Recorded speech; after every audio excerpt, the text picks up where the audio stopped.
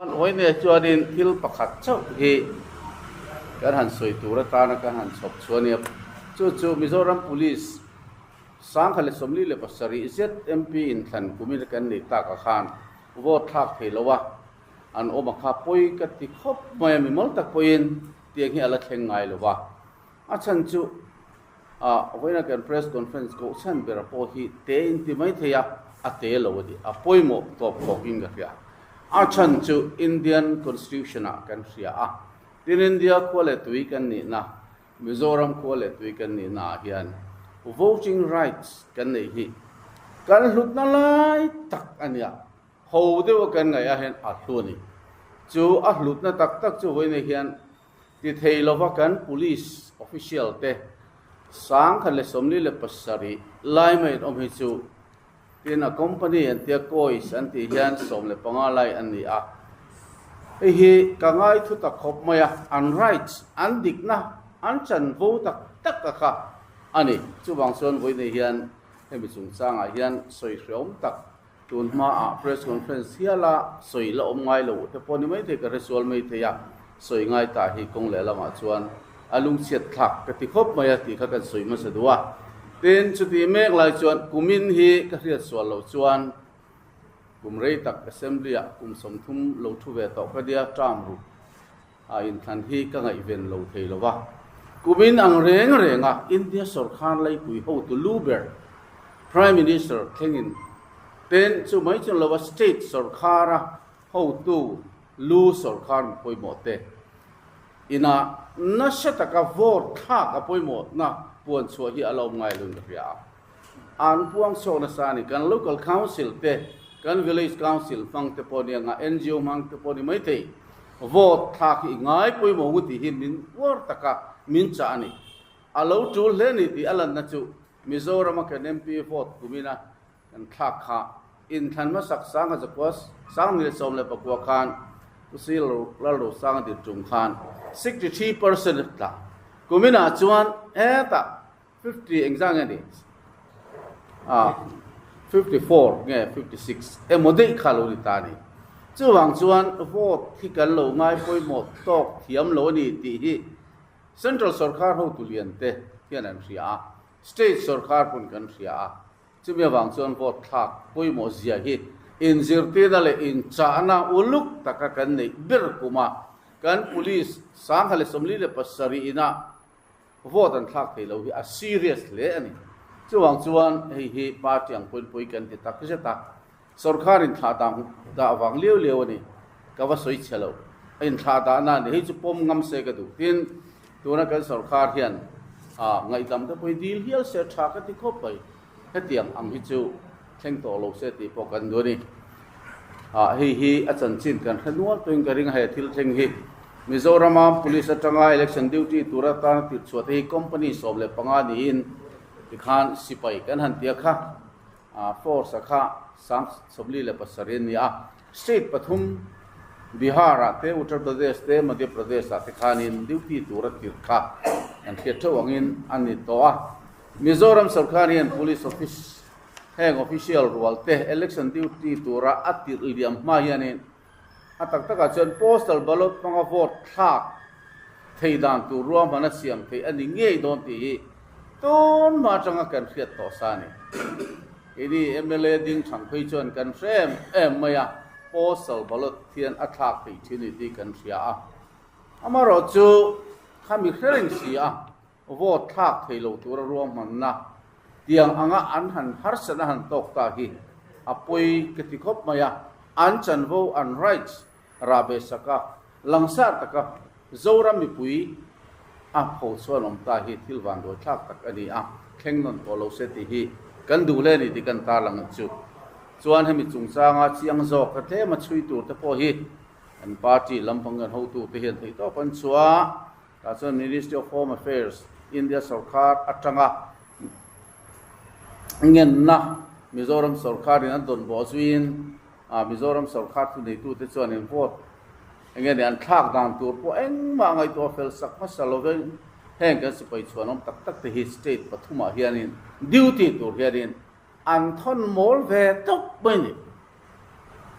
fellow khop mai thon mol top khani mosal balot te po kha ti thi ani lai khan tin ka soi du lai taka chu Mizoram khan ni som le ko April kha kan vote thak ni kha ani a kun hi aw mang reng riawa kumin chei ton chain result pon la puang lo ni ti kan ria a chu wang sa Ministry of Home Affairs and kan police te hi in ro din report thei chuan tin a report ni tu po Bihara chuan ni khat thali April alo ni a Uttar Pradesh ani khat thali alo ni a Madhya Pradesh chuan ni riat thali ani hun hiya tamang renga che ta hun he tam khop mai tin a khim khimin kan sarkar lai po khan ka thia thui ve thui tak om chu kan police te hi ne in than puya hi chamin ron cha thina battalion khat emo chumi khamian ti thina maro chu state sarkar hian police te hi kan nga tok lo kan thia ta ke mani state chunga engani a him don lo kan thia phei chuan a he ti za za thi kan no ti thei lo ti hi chuan an ngoi ve mai tin an soyang diak diaka chumi dia chuan local ruan ti diak diak ang po hian kan kal thei lo chuan a nu dewa tlai si lo kal thei dan kong kha om zel khang zong song kha ru man ne siam lo ni alang ta a ti chuan rail ticket te ti khana la ta a toy zong in nakina arai ta bak ron sem don thowa ti khanan chuak ta kha boi thak ta khop maya Mizoram bi ka MP in than mar ni som thum hi kan soi lok du chu khatia candidate te na again nomination and file last date of withdrawal kan ti ani withdraw the ni tu kha mar ni som thum khan ya chu huna tam se chu khami ma kha chuan ballot paper ka siam thei lo candidate ming print ala ni thei lo ka chu sia sa ni chu wang chuanin khang takmial ko kha ngak lowa khati em maya man mo thil jing fel man lowa sang rual vote thak lo nom hi chu adik lo angareng pe ni oi takani ti kan soi do ni tin hemi pialama hei kan ho tu ten anan chui zela hian general parliamentary election and the GPE 2024 hianin rampuma tho sarin MP than heoma kan khebeka hei kan thlangri to ko ma tu boi an la zo lo ni April ni kwa ke ni ho kha tho khat na kan ni ta April ni som ni le paru kha a tho ni na alo ni le a tho thum ni me di sari ala ni a tho li ni me di som pathum ma ni ai juan zo to a me ni som ti hi a tho nga na alo ni le a tho ruk na hi me ni som ni le panga hoi ni hi aniam a tho nga na au a tho ruk na alo ni a chuan a tho sari na po hi zun han la kai do na zun ni khata ala ni chawani chuan vote thiar ni lili jun ti kha alo ni a thil mak de chu Mizoram sarkar in ro mana fel fai tak chu nei se Ministry of Home Affairs in Mizoram Police election duty tura ro man na aron sia manga vote thak ma a in tir liam mai lo kan bedding lot top top tir khan ang riawa adik lo chu wang chuan akala te khan vote an nei ti riat vekani chu wang chuan khami ching fel lowa in ti te to pakha sarkar na tho pemela sarkar kut kha mol mang tak ngai to na nei nei lo tak mai khan ni ti kha e hian atil chiang hle maya chu wang chuan in pui kan ti khop maya aza poza tha kang ringa India ram straight danga hian an police official te tiang anga an dikna le an chan vo ngai poi mo saklawa palliam pui hian om ve lo mai theini ei hi pui ka ti khop maya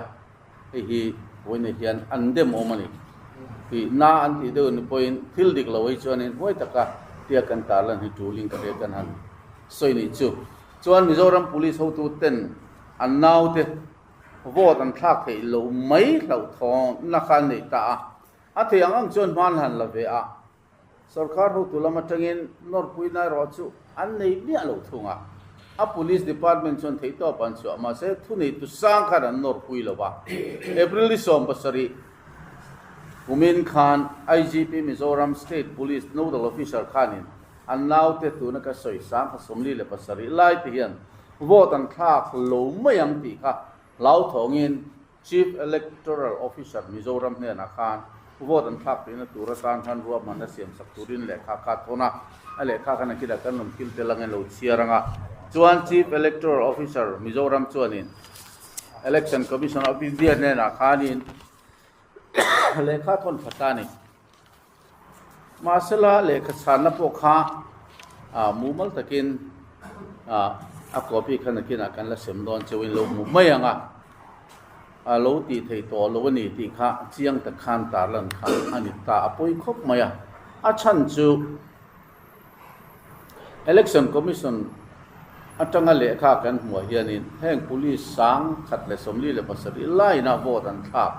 ve theina tu kong a hon to lo thua ron thil tak na kha a tarik ni khani khat mei kha ni la lang ta achan hi kan chian kha poi modi chu ta soi chu dana chuan service voters an ni ve lo wa wang khan police an ni ho tan hian EPBP an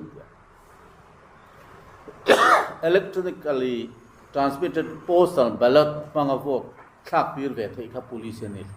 ani lo ni ti ka ron ta langa chuan conduct of election rules 1961 Noya rules 18A to chan khan election duty ya kal tu te chuan an postal ballot taken hiat lar zong panga vote an thang na tur puna om chun chu returning officer dcn itlang puya ta khan hun ruat big dedicated facilitation center a chau aniang ti kana kan police te kha ro manaum lo wang khan tiang kha eng ma kha vote thak na turang chi kha ro manaum ta lo pui khop maya hi election commission chuan a chan na khati hoi zong khani akin chiarang ka theming karinga khatiang ani ta ka wanghen Mizoram police sang khat le somli le pasari zet ti chuanin tun tu mempin thana danina phal sakle a phut ngoi sina ka soyang khan in than a vote thak a poi mo zia Zoram dung le wanga puan chuani laya an han thak thei ta lo hi apoi khop maya Mizoram election history avoi ka thenna ni karinga thengnon to lo se ti kan du le ni chuan heng ba ka hian ni kan chief minister zom tak hi kan ria a mi mal hi soi hi ka du lo wang rem khop maya maro chu IPS officer ne kan thele ka Indian police service officer ana ban sarami puite mangai na wanga politic field la zong lu tang hianin ai soi thina chuti mek laya kan Zoram police officer te hi enga mangai lo deu mon chu ti nei ka nei dewa apoi khop maya dana nga law and order king ko tu central sarkarin nge ni anno man ba ka an ko kwal vel mai chung po angoi ring si chuan a fel lo ang ring khop maya tin tun nai assembly session ate ma police so rel runat nang zonga thil han soi zeu ang si engemaw te kha lo nei ve bok ka tin chu ba ka silong lama khan alo soi ve de bok ani mai thia hemi police department police warom tak te ani mek laya again the police department te chon ma ani len thopui te hi a sarkar phia ru tu wang dewa ngai the lek tur thuan soi na nen khan oi ne vote an thak lo le zel hi ti zong a ril ru ngai to ra kha dik vek lo mai thia han ngai zong khan thim thleng ngai bia lo thleng ta hi chu apoi khop ting kan thia ei hi zon alian tak te po tingin ka thia poi kan ti khop mai ti kha oi ne kan press conference kan thu ken chu ani deu ber maya conference nga thil dang te po a chu len chuan press conference atana poi mo big ang te kan la soizel thei tur a chon ngai te la chu nia kan thu ken tang pui ni kan an lut khom zela ka be se ain in rin nia kan ko kan kal thati maya alo mom ta riau mai kun hi mom wen nia are mo re lo mo kan manga alo bome enge mo zo na aum poin kan sang thei tur ngai te la tin hei uze soma ani hi in frame ma ani kan journalist ania ani hi kan party akan ni poimo tak mai ani kan general secretary nilai ani anh đi lệ hay cô dâu tê à anh đi gần như secretary publicity làm bằng trong tụ tê lệ gần secretary tê mình hàn trôi ôm bốc à anh đi coi lần sang thấy vết tụ ra ngay tê là cái sản tụ chiều mình xem cái sang à rõ năng chị tê ông chuan ngay chặt tê là thằng cái anh muốn tăng ca sẽ hạt đi là anh không tham gia tiêu chuẩn ông bắt tiêu ông cái tăng sự chúng ta hiện thì các cần mang của hiện được thì cái kia kami tu khan dia cái cũng cái này cho cái anh ấy được chúng ta là đi cái sai được chúng ta thì mà được tiền là làm cái đi cái Pilihanis Kumar kami napedo finding withdrawal ng mga isla.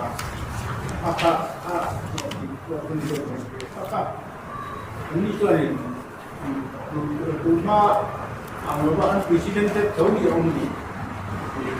Ko tuna masih bakal si luar kita mereka ang peling kaya. Ya harus kita turun dengan teknologi sesuatu. Kami lalu kita tuan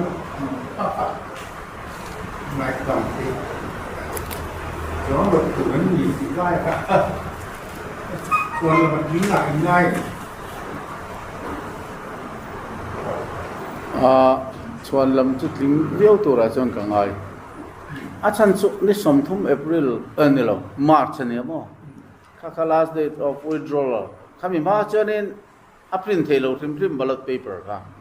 Tuan ma song in har sa kan to ngai lo ngai to la April thapum pui lo ma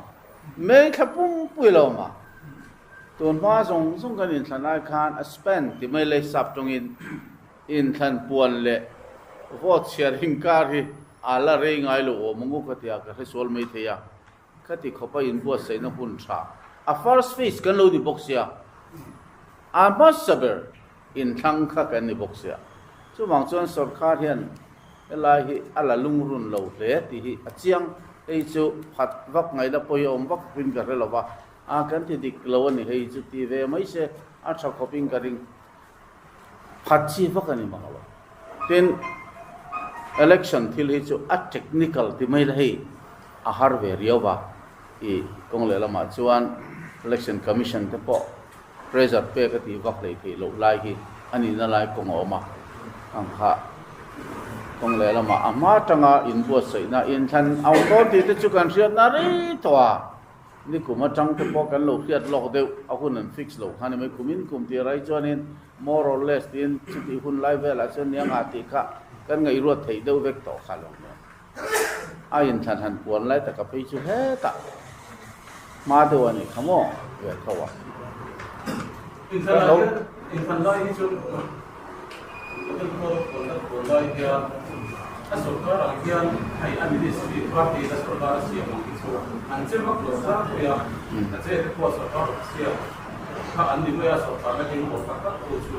Isuan tuh mau poin kuat tak, kuat siap udah kuat tak kucu sama.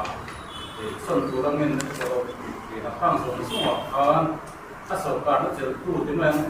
di kodo masih asokar nanti tu baik parti ingin kita disini senturangin nonton. Adik siap. Tuna po hiyan asokar ang kain parti na maanda kung sino may kaya. Tapi yung parti diyan patung Kongres piya mahiyan. Kongres parti hituan ang bosu ito din kaya. MNF parti na piya diyan. Press release mo set kena tilay mo din bosu yung okay. Kalau tulis kay kanan yung press release ito ka. Nate ang makani yung bosu. Ya, kan Senior Vice President rem ti nai kan soivel zop anga vena cái ni point vote an thak thei ta lo ti hi kan hlen nu no ni ve thovana a chan chu sipai duty tu te hi postal ballot vote thak masak tirvet an ni sia tiang hianin thila thengai lo ania hi la theng ngay làวันนี้มีว่าการเฟลตะกะโหวตหักที่ที่เฟลเวกะกัลตัวเห็นกันง่าย อาจารย์ชูHome Ministry นะ order เราเสียบค่ามาร์คสมนิปทุมอันนี้ที่ชวนมาร์คสมนิปทุมอันนี้เกี่ยนี้ค่าการส่วนการมาร์คสมทุมค่าlast day of withdrawal อันนี้ที่ข้านินอาหุ่น election ที่ชูเสด็จลงเวกันนี้ timeline นะคะไอ้ตัวชาวด่านตัวขัดเสียงเวกันนี้ขัดเสียงอันนี้ขัดชวนการ police ที่ข้ามีสังกัดสมนิปสริเอขัดเสีย Home Ministry order เราเสียมาdeploy ตบโหลดเดียวกันอัฐขัดน่าจังดิวตี้ตัวนี้ละวินอัฐทุ่มนั่นแหละอินคันข้า face สริไลเนี่ยฮันดีเล่เสียตาอัฐทุ่มนั่นแหละทอลีน่าจังอินเนมัวดิวตี้ตัวขันเฮลมาจังฮันรถนั่นเราจะเห็นมีเซจวนโซการละมาจังขันข้าอย่างเงี้ยนี่อันนี้ดักชันหุ่นตัวระบบข้าอดีตหลายเพลงเงี้ยรินออกมาชั้นสูมีสาขัดเละสมลีเละภาษาริเตข้าโหวตอันข้าเราข้าลาวเวอร์ตัวชู election commission of India เละอารอนrequisition ตัว Home Ministry พวกข้าอันนี้เวกแล้วก็ช่วงแรกชูอะไร requisition นั้นหมดอยู่ที่อันข้าไล่ขันelection schedule ลงเวกตัวเนี่ยขันtiming ข้าเสียดโลกเวกันอีกหลายขันถ้ามีข้าไงตัวน่าเซ็งเลมโลวินที่ข้านี่นั่นอินดิวช่วงแต่ไม่นี่ข้าน่ะโลหลังตาชูตัวนัวกันนี่ปนอันกันเลียมาโวตอันนั้นทักให้โดนตลอดที่อันนั้นเสียดนัวขันกันจะจบจิตเวตาชูตัวไหนไม่นี่โลจิรตัวเดวเตโปปาร์ตี้อังชวนกันอินรัวตาข้ากันเละข้าหันเป็ดช่วงจังเตโปขันข้างเตโปข้านั่นลากสวดเตซิงมีเละข้ามีเวทสำคัญตัวนักพอเฮียนลูกตะกินกันหันเทียงกันสืบเสียนมาสักนัวที่ลมด่านนี้กันเชียดเละกันหูด่านข้าเวน่าเฮียนกันหันสวยตาอันนี้เบอร์ไหมผมเสียจุเนี่ยสรการฟิลลังอาตีเลยตีโลตีไล่อันที่วักเราวะกันที่ได้แต่งคงเลยเรามาชวนเนี่ย ruling party เนี่ยอันมาเนี่ย ruling party อย่างจงเป็นอันเอาไว้เราถึงพิมพ์นี่กันแล้วกันที่ได้แต่งเป็น election ไล่ยัน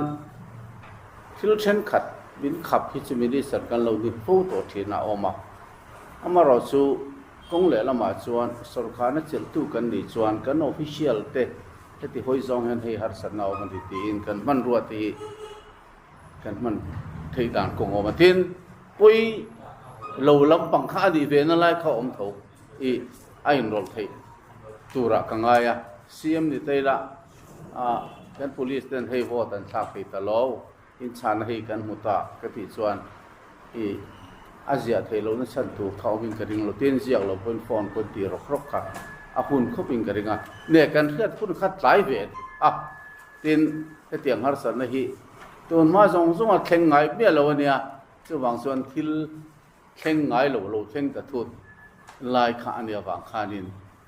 เจ็ดหลักไงแต่เชื่อมพวกคุณเขาอมฟักบิกหรอวะเต้นกัน police department นะเตี้ยชานะหันหมูนั่นแต่เพกจวนินที่ขันคุณข้าใจโซ่เจละอมเจนี่ฟักเพตลอดคนเสละก็เลยก็จะติดกันด่าเตละ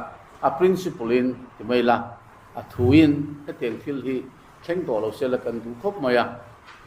สรการน่าจะตู้เตะเราที่เราวินอันฟิ้งพูดตกเราวินอันนี้ชาดานี่ที่จูที่ชวนนี่กันเด็ดปิดตานี่ที่ข้ากันสวย